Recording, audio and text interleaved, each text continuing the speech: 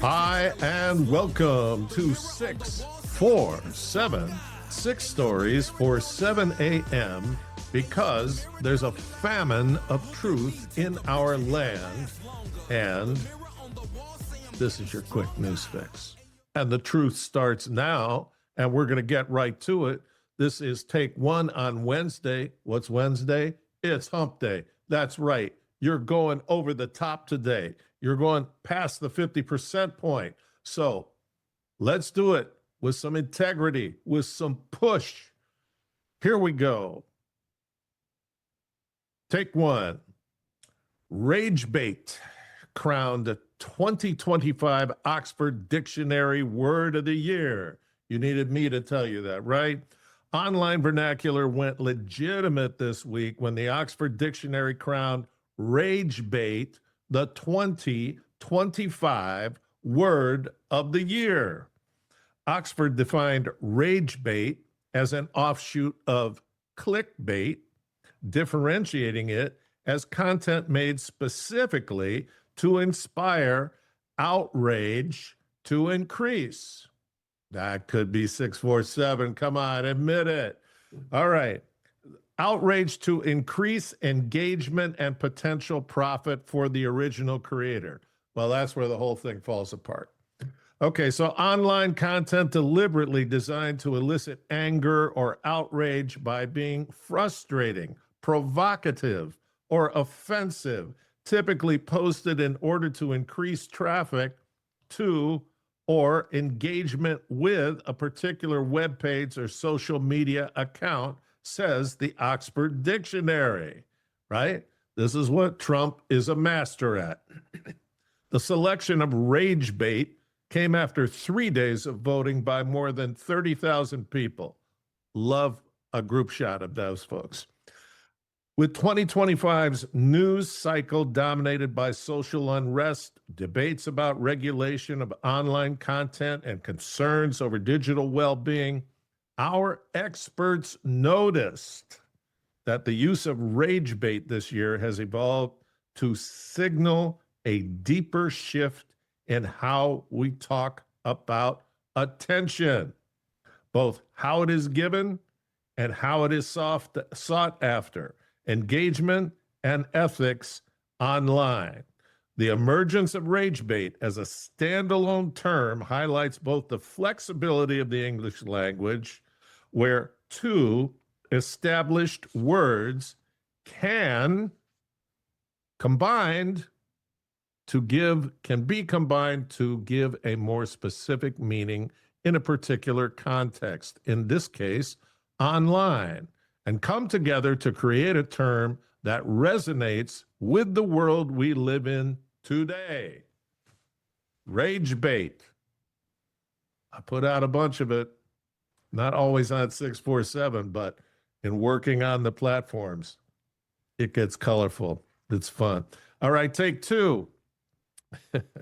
Biggest Black Friday on record online, okay? What happened to affordability? Well, I guess that wasn't an issue. It only is for the media. They're all being paid 7 figures, so they don't really care about it. It's just to troll Trump, and it's not working. Black Friday 2025, over 165,000, wait for it, background checks for gun sale. So more than 165,000 national instant criminal background check systems called NICS, N-I-C-S, National Instant Criminal Background Check. Background checks were conducted on Black Friday 2025. That's not even the whole story. The National Shooting Sport Foundation reported there were precisely 165,183 NICS checks conducted on Black Friday 2025, and a total of, here it comes, 530,156 conducted during the week leading up to and including Black Friday. Over 500,000 guns purchased. Is that a confident public? I don't think so. But they're confident in their Constitution and they're confident in the Second Amendment, and they don't trust any Democrat or any rhino to not try to take that right away from them. So they're stocking up. Guess what?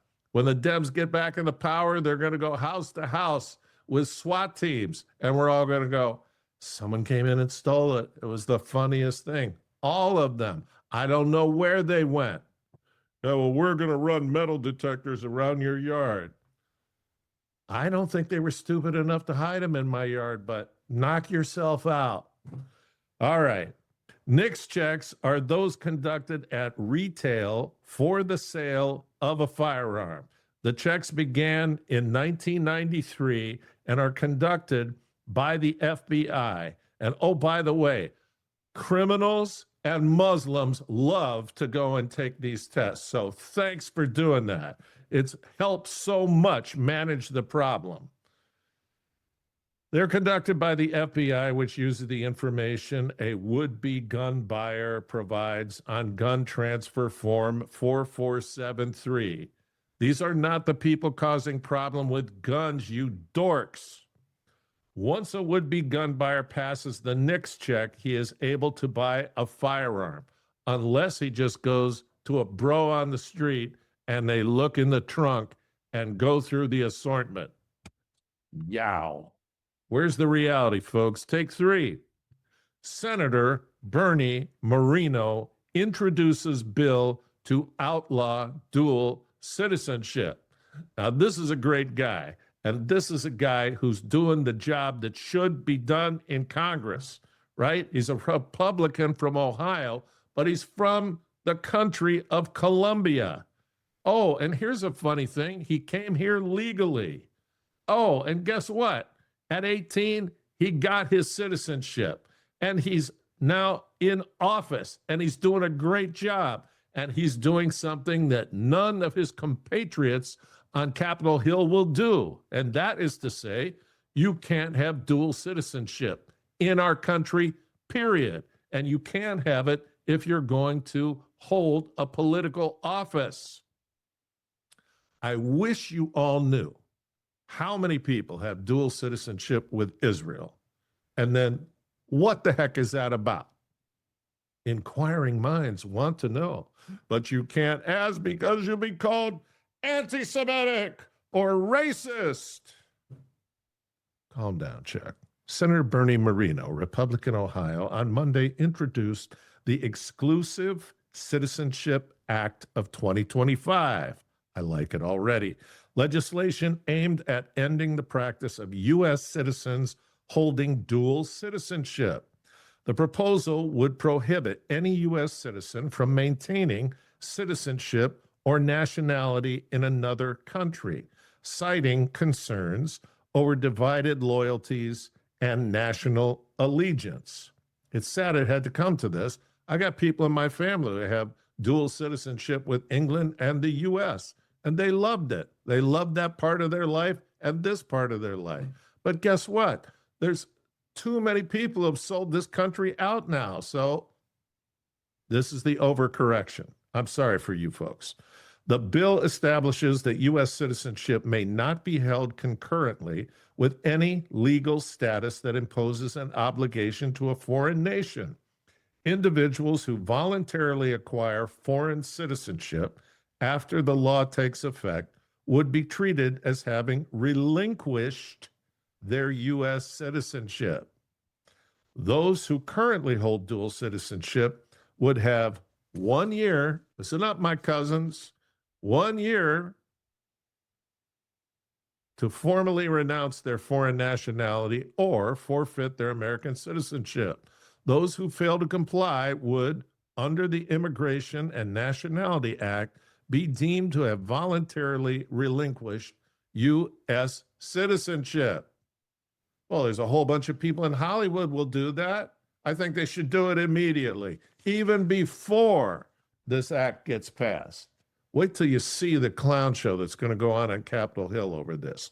Bernie, thank you for coming here. We love legal immigrants, and especially when they're patriots. And thank you for the authorship of this bill. Take 4. Michael Jordan's lawsuit against NASCAR. Did you ever think you'd hear a story like this?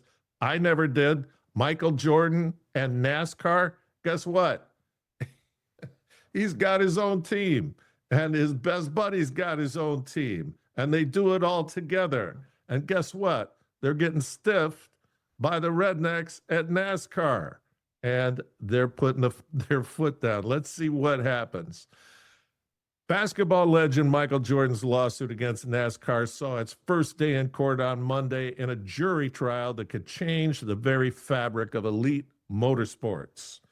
Filed on antitrust grounds by Front Row Motorsports and Michael Jordan's 23 XI, could be 2311 Racing, which the basketball legend owns alongside his business manager, Curtis Polk, and 3-time Daytona 500 winner, Denny Hamlin. The lawsuit alleges that NASCAR has been practicing a monopoly through its charter system, the elite motorsports version of the franchise model that guarantees the team's car a spot in the 40-car field for all 38 races, as well as a defined payout from the weekly purse. Our fans have been brainwashed with NASCAR's talking points for decades, Hamlin wrote on social media. Lies are over starting Monday morning. It's time for the truth. It's time for change. So they're going to court, and I wouldn't want to be going up against Michael Jordan in court. He's got too much star power. He's got too much money. He's got too much public will behind him. And he's black. And he is a mythical hero. He's the GOAT of basketball. NASCAR, fold up the tent now, man.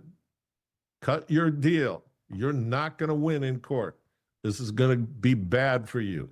All right. You heard it from Val Rico. I know you were waiting. All right. Take 5. Guess what? 63% of Americans now say college not worth it. I guess. You know what? College thought they were going to continue this scam, and the only reasons it's a scam is because they teamed up with the Democrats on Capitol Hill and said, hey, let's do a financing scam. We'll make all kinds of money on it. We'll let our friends off the hook on what they owe. We'll use it during election time, and all kinds of people will just stay in school and keep borrowing until they're, I used to see students in my college, I'm not kidding you, they would graduate with a bachelor's degree, sometimes with $150,000 in debt because they changed majors, because they failed a semester, because of some personal thing going on. All of these things that just keep churning this debt over and over. And here's the incentive. As long as you're a student, you don't have to pay on that loan. As soon as you stop being a student, you have to pay 6 months afterwards. People who probably shouldn't have gotten higher than an associate's degree will go on to PhDs, to the point that a master's is like a low bachelor's now, and a PhD is for people who cannot order lunch in a diner without making a scene. They're unemployable. All right, so let's go. No college. Let's see what the facts are here. A massive and healthy shift in public opinion has occurred, with only 33% of adults believing a college education is worth the cost. A poll of 1,000 adults conducted for far-left NBC News asked the following: is a 4-year college degree worth the cost because people have a better chance to get a good job, earn more money over their lifetime, or not worth the cost because people often graduate without specific job skills and with a large amount of debt to pay off? And don't even mention AI waiting in the wings, not even waiting in the wings, devouring whole entry-level industries right now. Only 33% said yes, while 63% said no. When asked the same question in 2013, 53% said yes, while 40% said no. It's just remarkable to see attitudes on any issue shift this dramatically, and particularly on a central tenet of the American dream. It's not the American dream, it's an American con. The American dream is a job that will provide for your family and allow you to buy a house and pay it off by the time you retire. So even all that needs to be rethought and rechanged because we're debt slaves. And that was all done by design. And Trump keeps mouthing about how it's going to get better, and then it doesn't get better. Okay, so I just listened to the whole cabinet meeting. Everyone, oh, rah, rah, rah, such a great team. Thank you, President Trump, blah, blah, blah. And then I go out to my mailbox, okay? And I look at the Social Security check. It's a report saying this is what you're going to get starting in January. You know what it is? It's $500 less than last year a month. That's a $6,000 hit. Okay? President Trump, hello. Are you nuts? Okay. Remarkably, adds NBC, less than half of voters with college degrees see those degrees as worth the cost. Less than half. 46% now, down from 63% in 2013. In 2005, the average tuition debt load was about $19,000. The average as of 2024 is nearly $30,000. So it went from $19,000 to $30,000. Over the last 30 years, annual tuition has exploded. These numbers have been adjusted for inflation. Public four-year colleges grew from 4,160 to 10,740, and from 10,360 to 38,070. Why has all this happened? It's an easy answer. The federal government. This is a scam. This whole federal loan program is a scam. Everybody goes to college, right? That's a Democrat talking point. Guess what? I was an associate dean at a college. I was there for 14 years. There's a lot of people there who should not be in college, okay? They need to go someplace and learn how to think. They need an entry-level job. You know what college teaches them to be? Social activists, a pain in the ass. It's terrible. The federal student loan program hands out loans like candy. Worse, the people making the loans, the government, face no moral hazard. If the borrower defaults, who takes the hit? Certainly not the government. This removes all incentive to be careful about lending the money. Therefore, if everyone who wants a student loan gets a student loan, regardless of the prospects of it being paid back, colleges can boost their tuition costs, knowing their customers, the students, can easily get all the money they want. It's a terrible system. Never should have been put in place. Again, every place you see Democrat policy, or what they call themselves now, Democratic Socialists, it doesn't work anywhere it's tried. Okay? What it does is it buys votes from stupid and or greedy people. All right, take 5.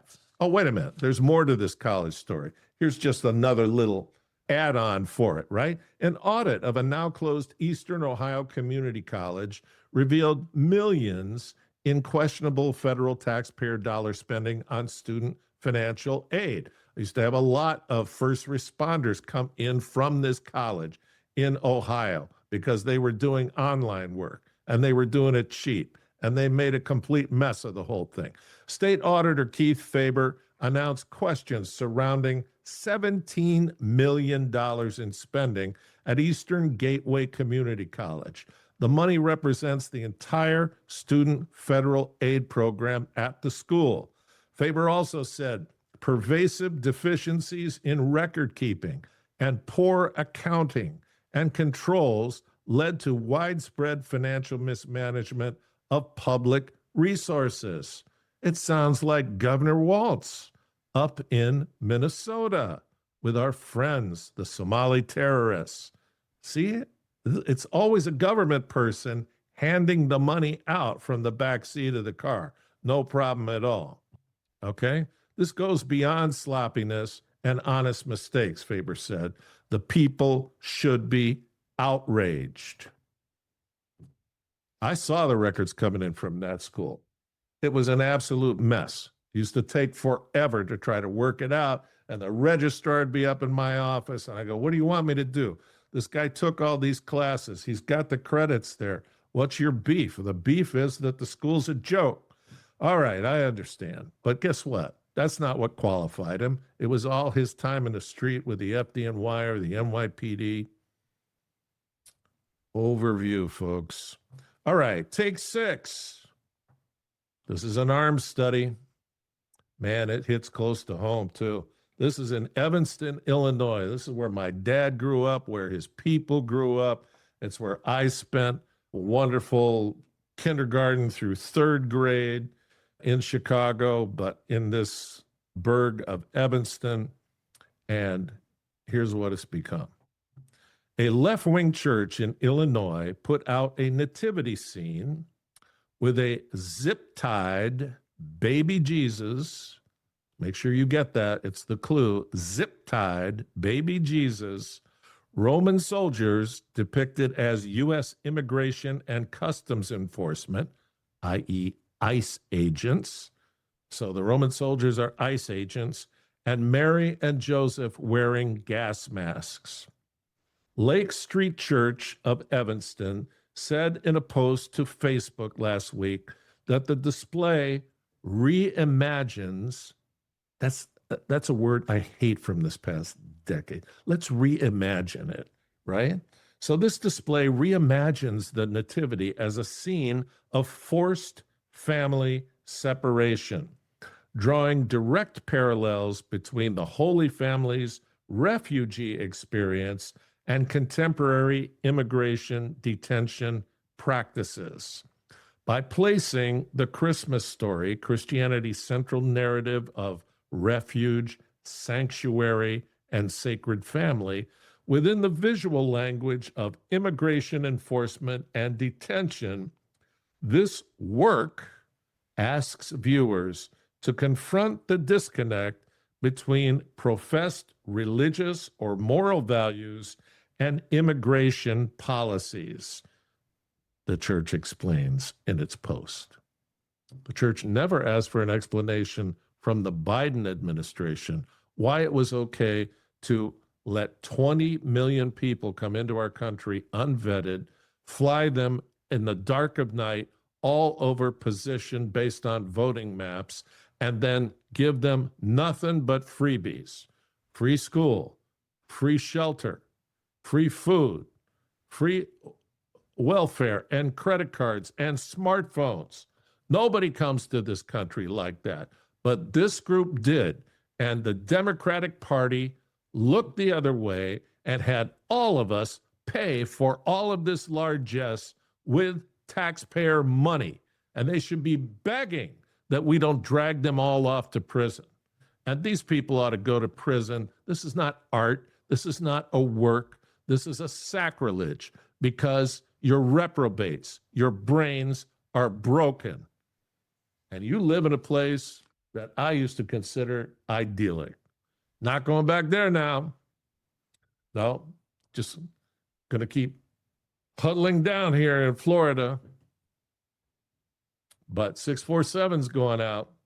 So you know what you have to do. It's hump day. You're going to be busy today. But when you get a shot, like us, right?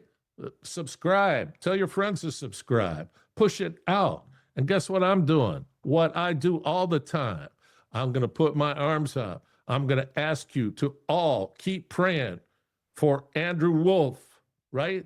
That he keeps pulling through, that things keep improving. We cannot have the loss of both of these people. It's terrible enough that this young woman is gone. We can't have him gone. We need him to be restored and to be a Christmas miracle, dear God, And I'm asking you to stretch your arms out, not only for Andrew, but for all these people who are a part of this group, and that you will bless them, dear God. Bless them into this holy season and bless them for the rest of this week. God bless you and thank you for being here. Take care. The mirror don't lie. If you want the truth, don't close your eyes.